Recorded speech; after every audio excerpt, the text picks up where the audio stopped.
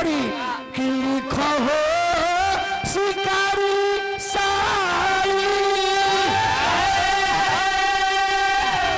हरि खोर के भूभूति यासे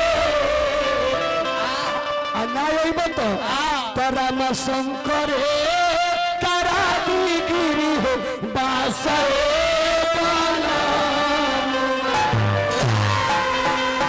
चैत के महीना में तो दूसरे नु गिरी बास करी। अबे राजा जी तू ही बुझी है कि वो गिरी बास करी हम ना बुझब। बहुत बहुत हमारा सुनील ठेकेदार जी के माध्यम से मेन वाला मजा नहीं खदे। ऑपरेटर जी तनी मॉनिटर के साउंड बढ़ा के रखो कहाँ चल गिलो हेलो हेलो बना के रखो तनी हतना नजदीक बॉक्स बा हतना कम रिटर्निंग मिलता हेलो हेलो नालो के टाकी कम हो गई बा तनी बढ़ा के रखो। अबे बबुआ उहे मेहरारू जब मरद के बुलावली मरद बहरा से घरे आ गई मरद गाड़ी से न तक पैदल आ जाइए बहरा से घरे आ गई मर्द मेहरारू एक कठे सुतल बालू भोर भाई जागल लोग मरद उठले सुनतरी जातनी खेत में जातनी हम कुछ बासी बाचल बा रोटी उठी वो दे देबू तो हम ओइजे नाश्ता कर ले आज कुछ बना के दोपहर में भतीजवन से भेजवा दी है हम ओइजे खाना खा ले जतने सकरा है खेत पर जाई उतने कटनी निमन होई ना तो चैत के घाम जब चाम पर लागी न तो कटनी कई बड़ी मुश्किल हो जाए। हम जाता नहीं सुन हने अब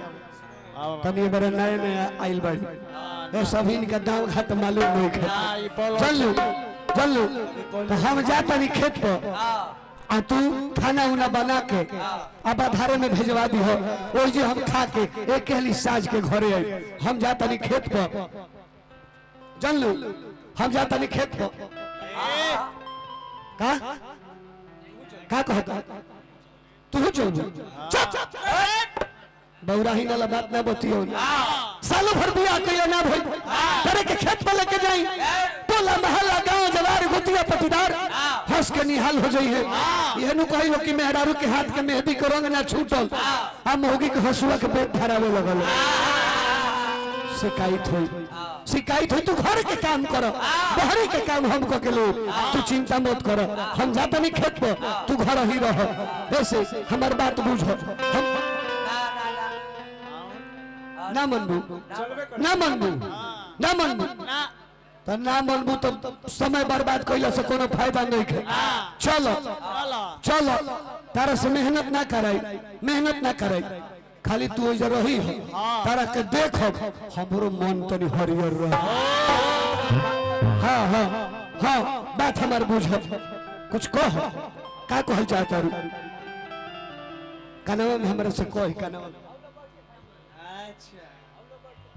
देखो पटीदारी मत करो बड़ भाई हमें थोड़ा सा दिक्कत बा उनका तो सही है करा बाद खत्म बारे उनका लोग को छोड़ो बड़ भाई हमें उनका के हम कटनी करवे ले जाई शिकायत हमार होई कि हसन भाई से कटनी कराओ तो हम अकेले कटनी काट के ले तू चिंता मत करो तू घर में रहो हम जाता नहीं कटनी काट के ले लेकिन हमारा भाई से पटीदारी मत जो उनका मुट्ठी आवे ना आवेला सही है था लेकिन भाई जी अरविंद भैया हम जानते हैं कि तहरा दिक्कत बा हाल में तू बहुत का ऑपरेशन करौले बा तारा दिक्कत बा रानी तू दिक्कत में बाड़ू हम जानत नहीं लेकिन चलो लो तारा से बेसी काम ना कराई भैया तू चल के और जा खाली मुठिया दी हो गताना जले मुठिया बना तले गतान से बोझा ना बने रानी तू चल के खाली डाने रवा पर निहुरा रहबू तो मैं काम हम खुले माने बोझा जले निहुरबू ना तले बोझा ना बने इहे चाहिए था बउआ का लेकिन मर्द मेहरारू से बहुत बड़े का मेन के लेवल तनी बढ़ाओ मेन वाला पहले बैटरी पर लिखे डाउन बैटरी डाउन लिखे तन देखा का तो मर्द मेहरारू से बहुत बड़े का हर की नया दुहरे अभी कनिया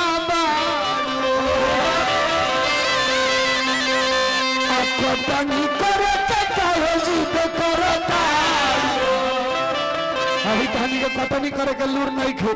खेत में तेलहन के खुटिया सही बा जइबू केनहु गिर जइबू खुटी गड़ जाई मैं हमार चोइत बर्बाद हो जाई हमार बात बुझा कि नया मुहर अभी कनिया बा कटनी करे के काहे जिद करता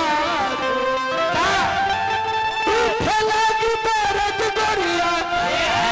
उठे लगी दर्द गोरिया अरे दहिया के बीच से ऊपर से कि नीचे से रहा बाबू बात हमार बुझा रानी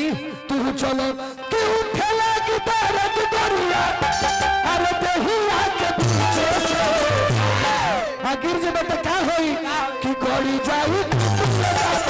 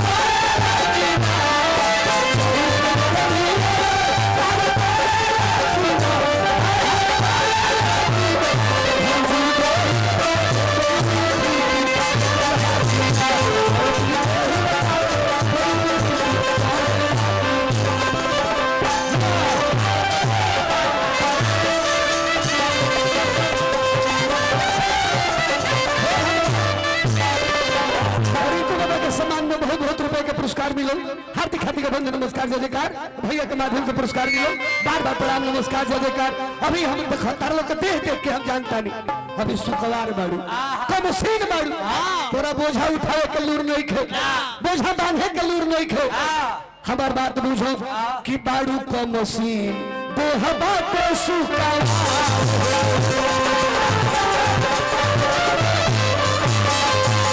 सहला जाई गोरिया बोझा के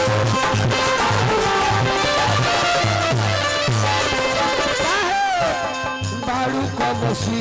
देह बाटे सुखवार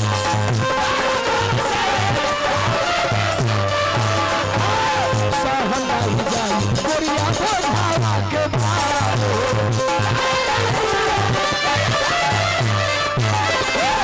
सो भर गनी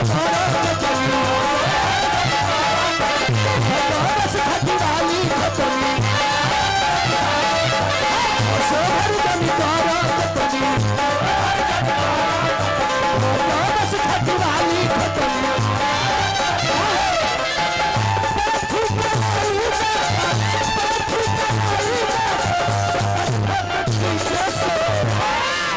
गताने खिचत खिचत तार कलाई दुखाए लगी कि